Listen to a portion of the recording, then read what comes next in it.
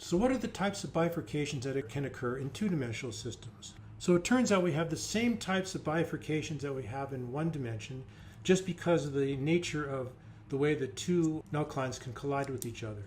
And so we have the saddle node bifurcation, we have the transcritical bifurcation, and we have the pitchfork bifurcation, which can come in both the super or subcritical varieties. And so all of this occurs because of the creation or collision of fixed points. And the other point is that it's analogous, everything is analogous to one-dimensional bifurcations. What's new is the so-called Hopf bifurcation. And to understand what's new about the Hopf bifurcation, let's compare the behavior of the eigenvalues near a fixed point when a bifurcation is occurring. In the conventional case, and what I mean by conventional is saddle node, transcritical, or pitchfork bifurcation.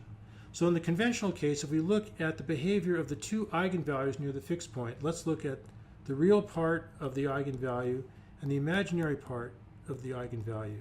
Now these two eigenvalues for a conventional bifurcation are both real, and when a bifurcation occurs, one of the eigenvalues can cross to the positive real part, giving rise to an instability.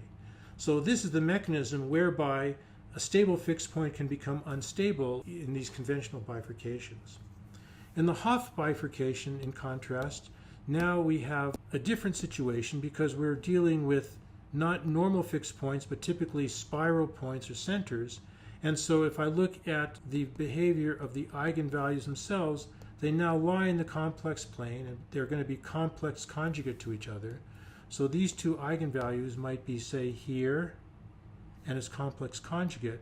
And as some parameter of the system is changed, these two eigenvalues can cross to a positive real part, giving rise to an instability around a fixed point which has a spiral character to it.